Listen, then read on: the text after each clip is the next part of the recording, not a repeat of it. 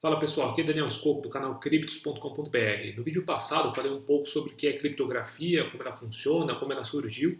E nesse vídeo eu quero falar sobre uns problemas da criptografia simétrica, tá? Que é a troca de chaves. Mas antes de entrar nesse assunto, vamos fazer um resumo do que a gente viu. Então, criptografia, né, é o estudo e a prática de técnicas para se proteger a informação. Não só para se proteger, tem também algumas outras funções, como fazer autenticação, verificar a integridade das mensagens ou de dados, mas por enquanto vamos focar nessa parte de proteção. Então, como você pode ver, vamos supor que eu tenho a Alice que está querendo se comunicar com o Bob, né, enviar uma mensagem para o Bob e não quer que ninguém saiba o teor dessa mensagem. Então, né, se alguém capturar essa mensagem no meio, ela não quer que ele seja capaz de entender, né, o que ela queria passar para o Bob. Então, o conceito básico é que ela vai usar um algoritmo de cifragem, né, como você está vendo à esquerda, AC. Esse algoritmo de cifragem ele recebe dois inputs, um é a mensagem que ela quer passar para o Bob e o outro é a chave que ela vai usar. E o resultado desse algoritmo vai ser o C, que é o código ou a cifra, né, e ela vai transmitir esse C. E mesmo se isso cair em mãos de uma pessoa, né, ou um ser aí malicioso, ele não vai conseguir entender qual é a mensagem original. E uma vez que Bob recebe C, ele vai vai usar o algoritmo de decifragem, né, AD, como você está vendo aí à direita. Os inputs desse algoritmo de decifragem são C, que é o código, e K, que é a mesma chave que a Alice usou para fazer a codificação. E esse algoritmo de decifragem vai cuspir fora M, que é a mensagem original. Então, Bob vai ficar sabendo exatamente o que a Alice queria comunicar para ele de uma maneira segura. Essa criptografia é dita simétrica porque a mesma chave é usada dos dois lados. Então, como você pode ver, K é usado à esquerda para fazer a cifragem da mensagem e a mesma chave K é usada à direita quando Bob quer fazer a decifragem. Mas aí surge um problema que é justamente o assunto desse vídeo. Como eu faço para que os dois lados tenham a mesma chave, que eles consigam compartilhar essa chave sem que uma terceira pessoa, obviamente, possa ter acesso, porque qualquer pessoa com acesso à chave consegue decifrar as mensagens. Se forem dois amigos que podem se reunir fisicamente a priori, eles podem se reunir, né, acordarem uma chave, cada um escreve, né, para não esquecer, para não perder, aí eles vão, né, cada um vai para o seu lado e depois eles vão poder trocar mensagens usando essa chave pré-acordada. Obviamente, usar a mesma chave para trocar várias mensagens cria uma vulnerabilidade em qualquer sistema criptográfico, fica muito mais fácil de quebrar esse código, mas isso seria facilmente resolvido com uma lista de chaves. Por exemplo, eles criam uma lista de 100 chaves e aí eles sabem que cada mensagem que for enviada vai ser usada uma das chaves em sequência. E é justamente um sistema bem parecido com esse que era usado, por exemplo, na Segunda Guerra Mundial, né, principalmente pelas tropas alemãs. Então eles tinham lá uma lista enorme de chaves e cada comandante levava a sua lista e quando chegava a mensagem ele olhava o dia e via qual era a chave que tinha que ser usada naquele dia ou em vários horários do dia e ele sabia qual era a chave certa. Porém, com o surgimento dos computadores e das redes de computadores, essa estratégia de se pré-acordar em uma lista de chaves começou a ficar impraticável. Primeiro porque o número de chaves necessárias começou a crescer de uma forma muito rápida, porque praticamente qualquer conexão de internet poderia necessitar de uma nova chave para se comunicar de maneira segura. E segundo, porque agora as pontas que estavam estabelecendo essa conexão não necessariamente elas se conheciam ou tinham alguma relação anterior, como era o caso, né, na guerra, onde os generais eram todos de um mesmo exército e poderiam levar as mesmas chaves. Agora você tinha dois computadores, cada um em um lugar de um país, por exemplo, cada um em um lugar do mundo, que iam começar a se comunicar pela primeira vez e tinham que fazer essa troca de chaves de maneira segura e eficiente. E foi aí então que a partir da década de 70, os matemáticos e cientistas da computação começaram a pensar em métodos e algoritmos para resolver esse problema. E resolveram de uma maneira muito inteligente, muito interessante. E aqui nesse vídeo eu vou falar sobre dois desses algoritmos. Um que foi o precursor, né, dessas ideias, e outro que se apoiou nele, né, evoluiu um pouco a ideia, inclusive é usado até hoje em muitos protocolos de segurança. Bom, vamos ao primeiro método para se realizar essa troca de chaves de maneira segura. O nome desse método é Merkle's Puzzles. Merkle é o nome do sujeito que teve essa sacada. Ele era um estudante ainda nos Estados Unidos quando ele bolou essa ideia. E, como sempre, imagina que a gente tem a Alice que está querendo conversar com o Bob de maneira segura, e só que eles ainda não têm uma chave secreta acordada entre eles. Então eles vão precisar fazer essa troca de chaves para que eles possam usar a chave para cifrar e decifrar as mensagens. Aí o Merkle teve a seguinte ideia. E se a Alice, em primeiro lugar, ela criar do lado dela uma lista com 1000 desafios, né? Como você está vendo aí do lado esquerdo, cada linha representa um desafio e cada desafio tem um número, né? Eu estou usando aí números hexadecimais, mas um número hexadecimal nada mais é do que uma representação, né, mais concisa de um número. Tem um vídeo já publicado que você pode ver para você entender exatamente, né, o que são números decimais, binários, hexadecimais, mas parte da premissa que isso é somente um número bem grande, tá? Escolhido aleatoriamente nesse caso. Então do lado esquerdo tem o número do desafio e do lado direito tem a chave, a proposta-chave para ser usada na comunicação entre ela e o Bob. Então, como primeiro passo, a Alice vai gerar um número bem grande desses desafios. Vamos supor que ela gere 1000 desafios. Aí, próximo passo, o que ela vai fazer? Para cada um desses desafios, ela vai cifrar o desafio, o número e a chave proposta. Como você está vendo aí na primeira linha, ela vai usar o algoritmo de cifragem, que vai receber uma chave K e o texto aí do desafio, né? Desafio, número tal, chave tal.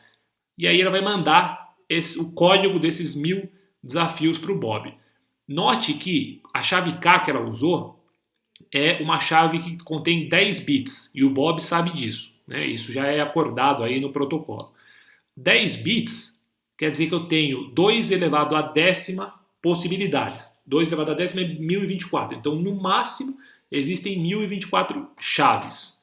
O Bob, então, por sua vez, vai escolher aleatoriamente um desses 1000 desafios que ele recebeu e vai aplicar aí força bruta para tentar decifrar. Ele vai tentar usar todas as 1024 chaves possíveis até que uma delas vai decifrar corretamente. Ele vai saber que isso aconteceu porque o resultado dessa decifragem vai ser o texto, né? Desafio número tal, chave tal. Uma vez que ele conseguiu decifrar, ele vai mandar para Alice o número do desafio que ele resolveu. E esse número não precisa estar codificado nem nada, ele pode mandar em aberto, não tem problema se uma pessoa aí maliciosa descobrir o número. E note que agora que a Alice recebeu do Bob essa mensagem com o número do desafio, eles já estão aptos a realizar a comunicação de maneira segura, porque eles já têm uma chave secreta compartilhada, que é a chave correspondente a esse código que o Bob decifrou e depois informou a Alice. E por que esse protocolo aqui para troca de chaves é relativamente seguro? Depois eu explico relativamente. Porque se tiver uma pessoa que estiver escutando a comunicação dos dois, né, querendo descobrir qual é a chave usada, o que ele vai ter que fazer? Basicamente vai ter que decifrar os 1000 códigos que a Alice mandou para o Bob, tentando aplicar força bruta em todos. Ou seja, para cada um desses 1000 códigos, ele vai ter que tentar 1000 chaves. Ou seja, enquanto o Bob vai ter o trabalho de tentar só 1000 chaves, né, uma pessoa maliciosa que vai tentar atacar vai ter o trabalho de tentar 1000 vezes 1000, ou seja, 1 milhão.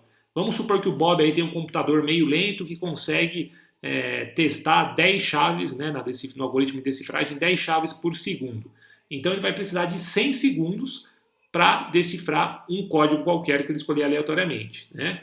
Um pouco menos que 2 minutos. Enquanto que a pessoa aí que está tentando quebrar a comunicação dos dois vai ter 1 milhão de chaves dividido por 10, que ele consegue também usando o mesmo computador por segundo, 100 mil segundos.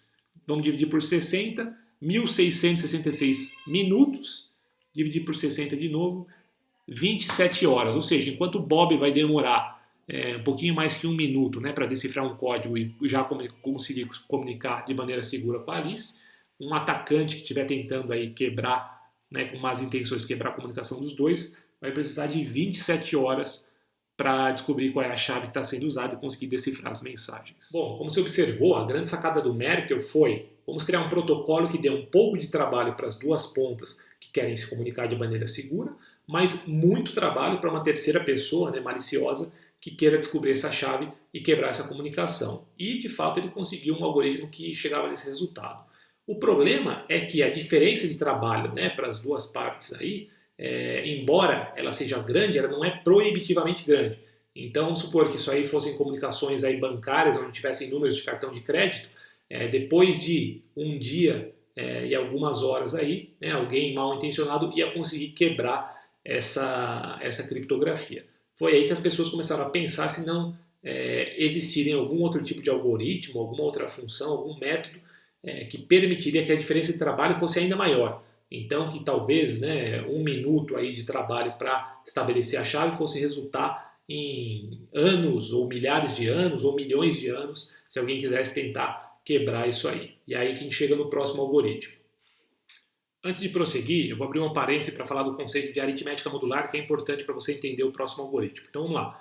A aritmética modular foi abordada de maneira mais formal, inicialmente por Euler em 1750 e depois Gauss em 1800 avançou bem, né, os conceitos relacionados a esse braço da matemática. A aritmética modular nada mais é do que um sistema onde os números se repetem depois de um certo valor. Por exemplo, o relógio é um exemplo de aritmética modular, né, porque eu tenho lá 0, 1, 2, 3, e aí quando o ponteiro dá uma volta completa, esse ciclo se repete. Então, vou dar alguns exemplos aqui para você pegar, né, mais facilmente. Vamos supor que eu quero calcular números módulo 5.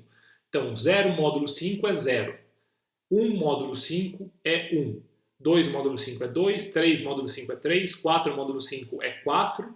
5 módulo 5 é 0, porque aí já dá um ciclo. 6 módulo 5 é 1. 7 módulo 5 é 2. 8 módulo 5 é 3. 9 módulo 5 é 4.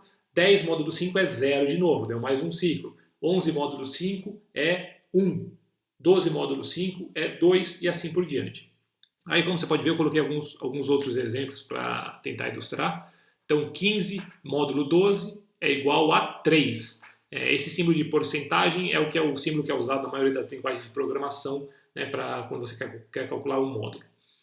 Por fim, aí, 9 módulo 12 é 9, porque não chegou a dar um ciclo. 24 módulo 12 é 0. 25 módulo 12 é 1, né? E aqui um exemplo com um número maior. Se eu pegar o 12, que é o que eu estou fazendo no módulo, né? Multiplicar por 134, dá 1608, que obviamente é um múltiplo aí exato de 12. Portanto, 1608 módulo 12 seria 0. E se eu adicionar 2 aí, então fazer 1610 módulo 12, aí vai ser 2. E assim por diante. Bom, mas vamos ao segundo algoritmo então. Ele é conhecido como método Diffie-Hellman, embora o nome correto deveria ser Diffie-Hellman-Merkle, porque ele foi fortemente influenciado pelas ideias, aquela sacada do Merkle que eu acabei de descrever. Inclusive na patente, se eu não me engano, o nome do Merkle consta também, e os próprios autores aí, o Diffie e o Hellman, já afirmaram publicamente que o nome do Merkle deveria ter sido incluído. Mas enfim, o primeiro passo é a escolha de dois números, tá? P, que tem que ser um número primo, e G, que vai ser a base aí que vai ser usada para a exponenciação. G tem que ser uma raiz primitiva de P, mas isso é um conceito de teoria dos números, tá? Não é importante você saber exatamente o que é isso. Se você quiser, você pode pesquisar aí, na Wikipedia tem. Então vamos lá. Alice. Um detalhe: P e G são números que podem ser conhecidos publicamente, né? Inclusive eles são definidos a priori para todo mundo que for usar esse protocolo.